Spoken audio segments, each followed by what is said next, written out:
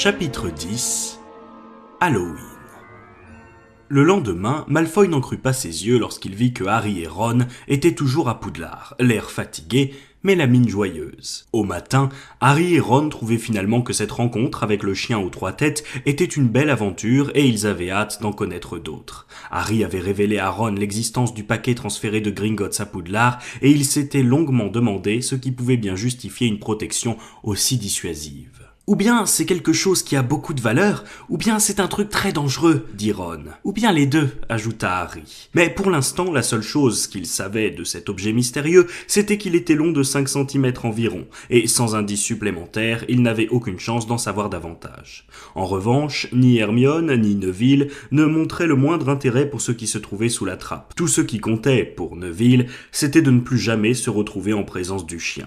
Hermione refusait désormais de parler à Ron et Harry, ce qui leur paraissait plutôt avantageux. Tout ce qu'ils souhaitaient, à présent, c'était se venger de Malfoy, et l'occasion leur en fut donnée une semaine plus tard, à l'heure de la distribution du courrier. Au moment où les hiboux envahirent la grande salle, comme chaque matin, l'attention des élèves fut aussitôt attirée par un long paquet que portait une demi-douzaine de grandes chouettes effraies. Harry était aussi intrigué que les autres, et il fut stupéfait lorsque les hiboux laissèrent tomber le paquet devant lui, en envoyant au passage son assiette d'œufs au bacon sur le carrelage. Un autre hibou passa juste après pour déposer une lettre sur le paquet. Harry eut la bonne idée de commencer par lire la lettre dans laquelle il était écrit « N'ouvrez pas le paquet pendant que vous serez à table. Il contient votre nouveau Nimbus 2000, mais je ne veux pas que tout le monde sache que vous avez votre propre balai, sinon les autres en voudront un aussi. Olivier Dubois vous attend ce soir à 7h sur le terrain de Quidditch pour votre première séance d'entraînement.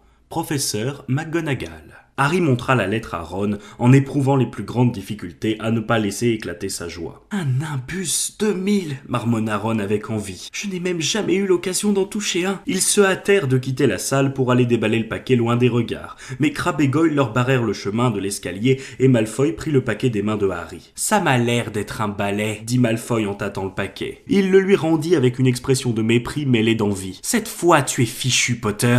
Les premières années n'ont pas le droit d'avoir de balai. » Ron ne put se retenir. « Ce n'est pas n'importe quel balai, dit-il. C'est un Nimbus 2000. C'est quoi déjà la marque du tien ?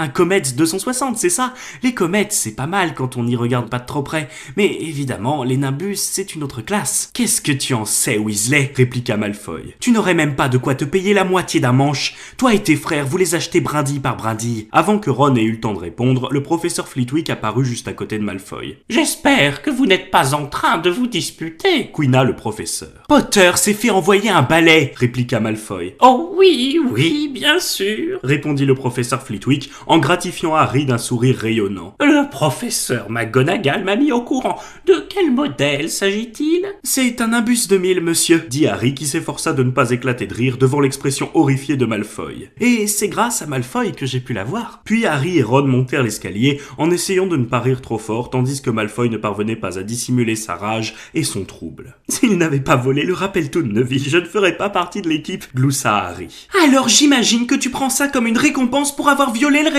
lança une voix courroucée derrière eux. Hermione montait l'escalier à grands pas en jetant un coup d'œil désapprobateur au paquet que portait Harry. « Je croyais que tu ne nous parlais plus, » dit Harry. « Oui, tu devrais continuer, » dit Ron. « Ça nous fait beaucoup de bien. » Hermione s'éloigna d'eux, le nez en l'air. Ce jour-là, Harry eut beaucoup de mal à se concentrer sur ce qui se passait en classe. Il ne cessait de penser à son balai rangé sous son lit ou au terrain de Quidditch où il allait apprendre à jouer le soir même. Il avala son dîner sans faire attention à ce qu'il mangeait et se rua avec Ron dans le dortoir pour déballer enfin le Nimbus 2000. « Eh ben dis donc » soupira Ron avec admiration. Même aux yeux de Harry, qui n'y connaissait rien, le balai paraissait superbe. Il avait une forme élégante, avec un manche d'acajou étincelant et un long faisceau de brindilles droite et lisse. La marque Nimbus 2000 était gravée en lettres d'or à une extrémité du manche. Peu avant 7 heures, il quitta le château et se rendit sur le terrain de Quidditch dans la lumière du crépuscule.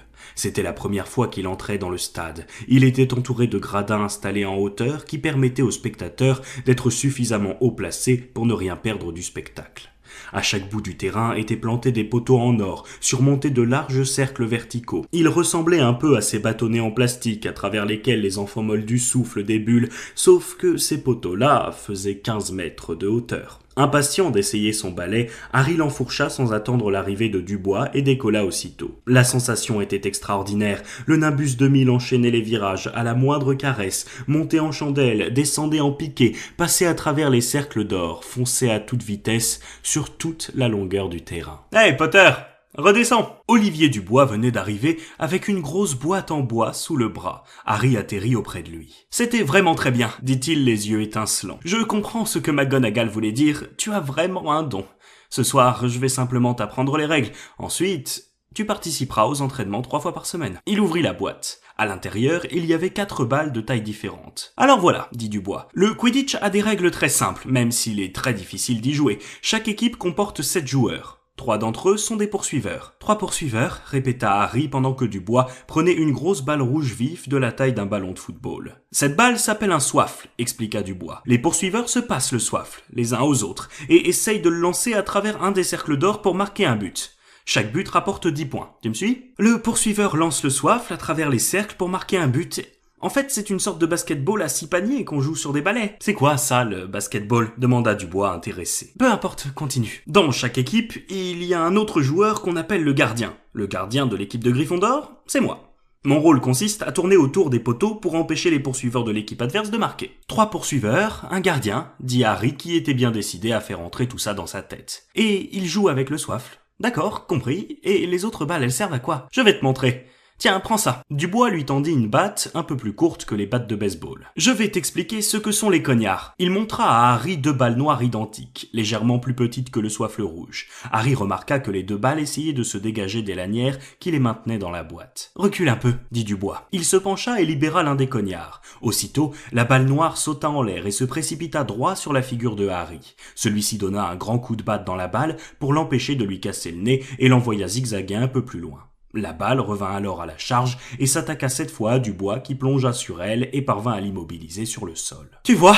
dit Dubois le souffle court en forçant le cognard à rentrer dans sa boîte. « Les cognards essayent de frapper les joueurs pour les faire tomber de leur balai. C'est pourquoi chaque équipe comporte également 2 batteurs. Dans la nôtre, ce sont les jumeaux Weasley qui occupent ce poste. Leur rôle consiste à protéger les joueurs de leur équipe des attaques de cognards et de les renvoyer dans le camp d'en face. Ça va, tu as tout compris ? 3 poursuiveurs essayent de marquer des buts avec le soifle, le gardien protège les buts, les batteurs tiennent les cognards à distance, récita Harry. Très bien. Est-ce que les cognards ont déjà tué quelqu'un ? Demanda Harry en essayant d'adopter un ton dégagé. Jamais à Poudlard. On a déjà eu des mâchoires fracturées, mais rien de plus. Passons au dernier membre de l'équipe. Il s'agit de l'attrapeur, c'est-à-dire toi. Et tu n'auras pas à te soucier du soifle ni des cognards, sauf s'il me fracasse le crâne. Ne t'inquiète pas, tu peux faire confiance aux Weasley pour s'occuper des cognards. Eux-mêmes sont des espèces de cognards humains. Dubois prit dans la boîte la 4e et dernière balle. Comparée aux 3 autres, elle paraissait minuscule.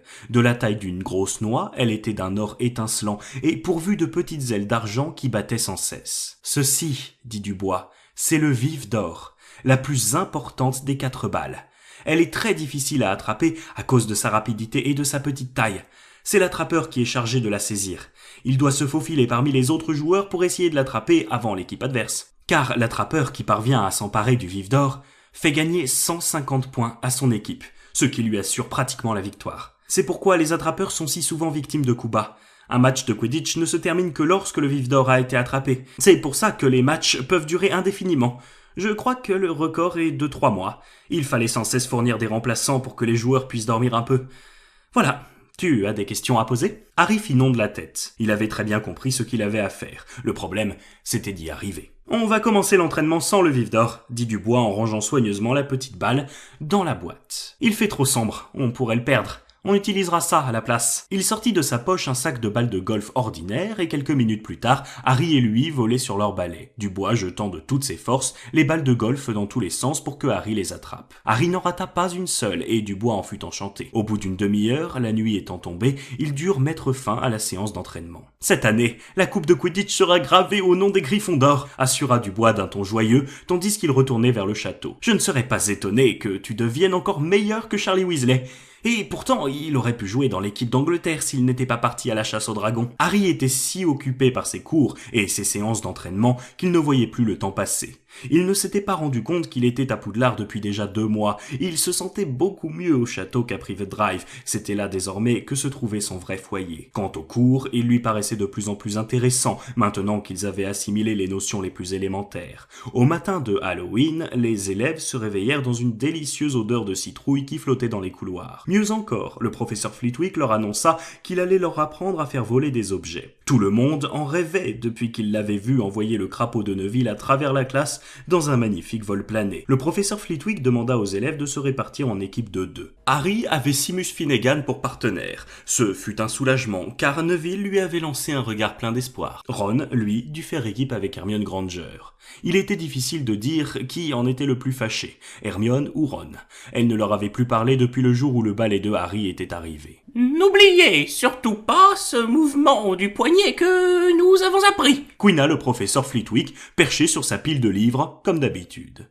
« Le poignet bien souple, levez, tournez, rappelez-vous, levez, tournez, et prononcez distinctement la formule magique, c'est très important. N'oubliez jamais le sorcier Baroufio, qui avait un défaut de prononciation et dont la femme s'est retrouvée avec un bison sur les épaules au lieu d'un vison. » C'était très difficile. Harry et Seamus levèrent, tournèrent, mais la plume qu'ils auraient dû envoyer dans les airs restait immobile sur la table. Seamus s'énerva tellement qu'il la toucha du bout de sa baguette magique et y mit le feu. Harry dut l'éteindre avec son chapeau. À la table voisine, Ron n'avait pas beaucoup plus de chance. « Wingardium Leviosa !» s'écriait-il en agitant ses longs bras comme un moulin à vent. « Tu ne prononces pas bien !» lança Hermione. « Il faut dire Wingardium Leviosa !» en accentuant bien le gar. « Tu n'as qu'à le faire si tu es si intelligente !» répliqua Ron. Hermione releva les manches de sa robe, donna un coup de baguette magique et articula nettement « Wingardium Leviosa !» Leur plume s'éleva alors dans les airs et s'immobilisa à plus d'1 mètre au-dessus de leur tête. « Bravo, très bien !» s'écria le professeur Flitwick en applaudissant. « Regardez tous, Miss Granger a réussi !» Ce qui eut pour effet de porter à son comble l'exaspération de Ron. « Ça ne m'étonne pas que personne ne puisse la supporter, » dit Ron à Harry à la fin du cours. « C'est un vrai cauchemar, cette fille-là !» Quelqu'un les dépassa en bousculant Harry. C'était Hermione. Elle était en larmes, à la grande surprise de Harry. « J'ai l'impression qu'elle t'a entendu, » dit-il. « Et alors ?» répliqua Ron, qui sembla soudain un peu mal à l'aise. « Elle a bien dû se rendre compte qu'elle n'avait pas d'amis. » Hermione ne se rendit pas au cours suivant, et personne ne la vit plus de tout l'après-midi. En se rendant à la grande salle où devait être servi le dîner de Halloween, Harry et Ron entendirent Parvati Patil dire à son ami Lavande qu'Hermione s'était enfermée dans les toilettes des filles pour y pleurer tout à son aise et qu'elle ne voulait surtout pas être dérangée. Ron parut de plus en plus mal à l'aise, mais un instant plus tard, ils pénétrèrent dans la grande salle spécialement décorée pour Halloween et les pleurs d'Hermione leur sortirent aussitôt de la tête. Des milliers de chauves-souris voltaient dans la salle et fondaient sur les tables en de gros nuages noirs qui faisaient vaciller les flammes des chandelles à l'intérieur des citrouilles évidées. Les mets du festin apparurent tout à coup dans les plats d'or comme lors du banquet de début d'année. Harry avait commencé à se servir une pomme de terre en robe des champs lorsque le professeur Quirrell entra dans la salle en courant, le turban de travers, le visage déformé par la terreur. Tout le monde le regarda se précipiter sur le professeur Dumbledore, s'effondrer à moitié sur la table et balbutier, hors d'haleine. « Un troll dans les cachots. Je voulais vous prévenir. » Puis il tomba évanoui sur le sol. Il y eut alors un grand tumulte dans la salle, et le professeur Dumbledore dut faire exploser des gerbes d'étincelles pourpres à l'extrémité de sa baguette magique pour rétablir le silence. « Messieurs les préfets, veuillez ramener immédiatement vos condisciples dans les dortoirs de vos maisons respectives, » ordonna-t-il. Percy fut à son affaire. « Suivez-moi » lança-t-il. « Les premières années, vous restez bien groupés, vous n'aurez rien à craindre du troll si vous m'obéissez. Restez derrière moi. Attention, écartez-vous, laissez passer les premières années. Allons, écartez-vous, je suis préfet, figurez-vous. » « Comment un troll a-t-il pu entrer dans le château ?» s'étonna Harry tandis qu'il montait l'escalier. « Je n'en sais rien, il paraît qu'ils sont complètement idiots, » dit Ron. « Peut-être que Peeves l'a fait venir en guise de blague pour Halloween. » Ils se frayèrent un chemin à travers un groupe d'élèves de Poufsouffle qui refluaient en désordre. « Au fait, » dit Harry en saisissant le bras de Ron, « je viens d'y penser. Hermione! Quoi, Hermione? Elle n'est pas au courant pour le troll. Ron se mordit la lèvre. Bon, d'accord, on va la chercher, dit-il, mais il vaut mieux que Percy ne nous voie pas. Ils rejoignirent directement les Poufsouffles qui partaient dans l'autre sens, se glissèrent dans un couloir latéral et se précipitèrent vers les toilettes des filles.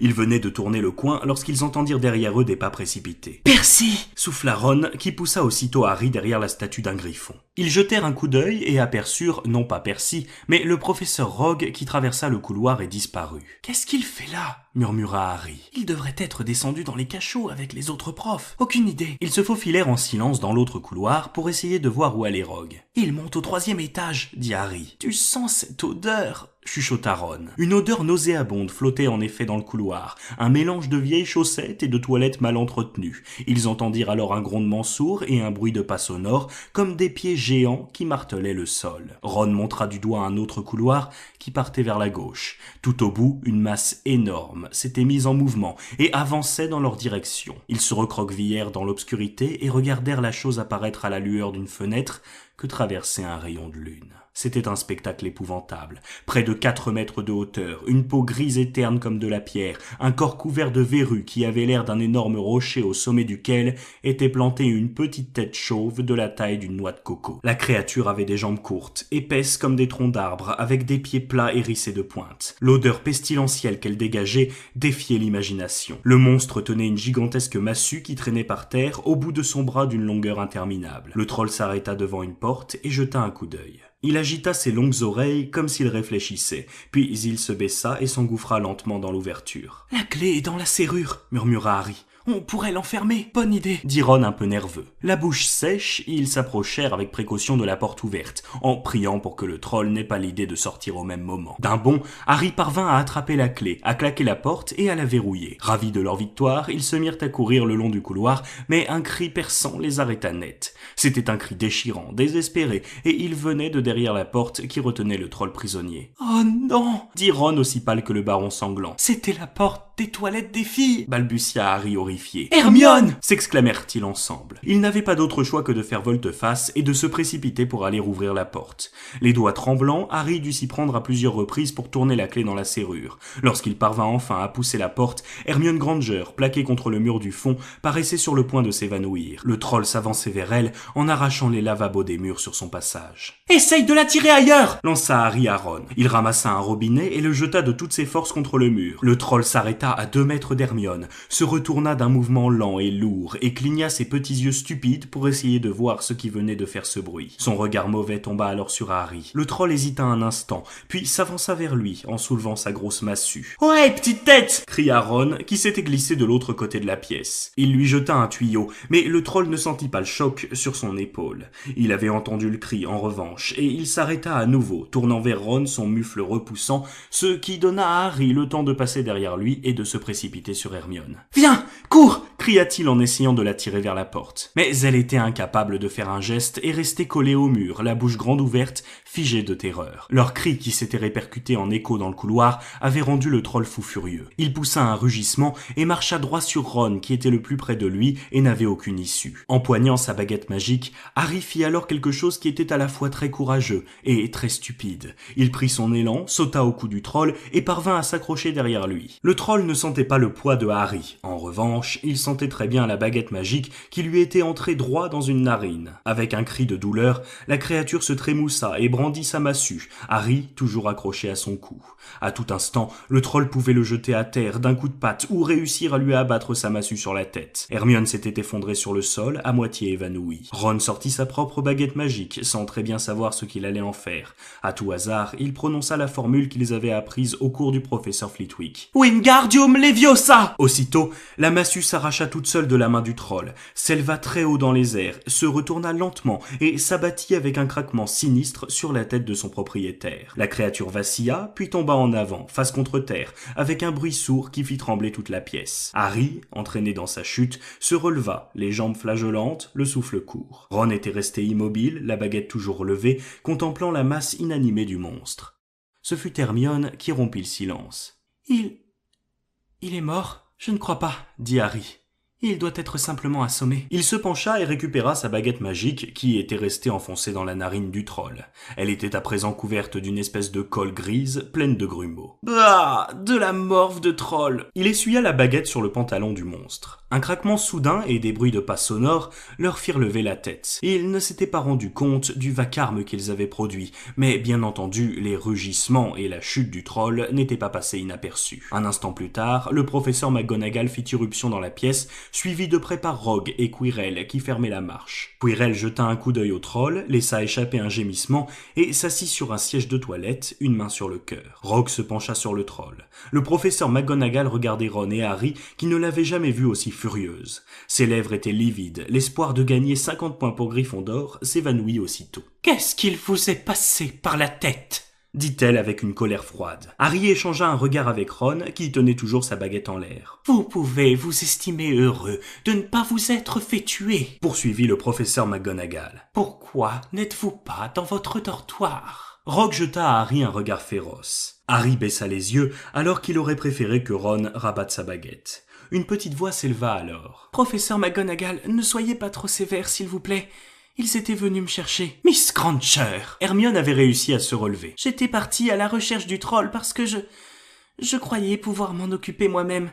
J'ai lu beaucoup de choses sur les trolls. » Stupéfait, Ron lâcha sa baguette magique. Hermione Granger venait de mentir à un professeur. « S'il ne m'avait pas retrouvée, je serais morte à l'heure qu'il est. Harry lui a enfoncé sa baguette magique dans le nez et Ron a réussi à l'assommer avec sa propre massue. Ils n'ont pas eu le temps d'aller chercher quelqu'un d'autre. Le troll était sur le point de me tuer quand ils sont arrivés. » Harry et Ron essayèrent de faire comme si eux aussi découvraient cette histoire. « Dans ce cas, » dit le professeur McGonagall en les fixant tous les trois. « Mais laissez-moi vous dire, Miss Granger, que vous êtes bien sotte d'avoir cru que vous pourriez vaincre un troll des montagnes à vous toute seule. » Hermione baissa la tête. Harry resta silencieux. Voir Hermione faire semblant d'avoir enfreint le règlement pour leur sauver la mise, c'était comme si Rogue s'était mise à leur distribuer des bonbons. « Miss Granger, votre conduite coûtera 5 points à Gryffondor, » dit le professeur McGonagall. « Vous me décevez beaucoup. Si vous n'êtes pas blessé, vous feriez bien de retourner dans votre tour. Les élèves terminent le repas de Halloween dans leurs maisons respectives. » Hermione s'en alla aussitôt. Le professeur McGonagall se tourna alors vers Harry et Ron. « Je vous répète que vous avez eu beaucoup de chance, mais il est vrai qu'il n'y a pas beaucoup d'élèves de première année qui auraient été capables de combattre un troll adulte. Vous faites gagner 5 points chacun à Gryffondor. Le professeur Dumbledore sera informé de tout cela. Vous pouvez partir. » Ils se dépêchèrent de sortir de la pièce et montèrent les escaliers en silence. En dehors de tout le reste, c'était un grand soulagement de pouvoir échapper à l'horrible odeur du troll. « On aurait dû gagner plus de 10 points, » marmonna Ron. « 5, tu veux dire ? Une fois qu'on a enlevé ceux qu'a perdu Hermione. C'était bien de sa part de nous tirer d'affaire, » admit Ron. « Mais enfin, on lui a vraiment sauvé la vie. Elle n'en aurait peut-être pas eu besoin si on ne l'avait pas enfermée avec la créature, » lui rappela Harry. Ils étaient arrivés devant le portrait de la grosse dame. « Groin de porc !» dirent-ils, et le tableau les laissa passer. La salle commune était bondée et bruyante. Tout le monde mangeait, sauf Hermione qui les attendait à la porte. Il y eut un moment de silence gêné, puis, sans se regarder, chacun dit merci et se rua sur les assiettes pleines de victuailles. À compter de ce moment, Hermione devint amie avec Ron et Harry. Il se crée des liens particuliers lorsqu'on fait ensemble certaines choses. Abattre un troll de 4 mètres de haut, par exemple.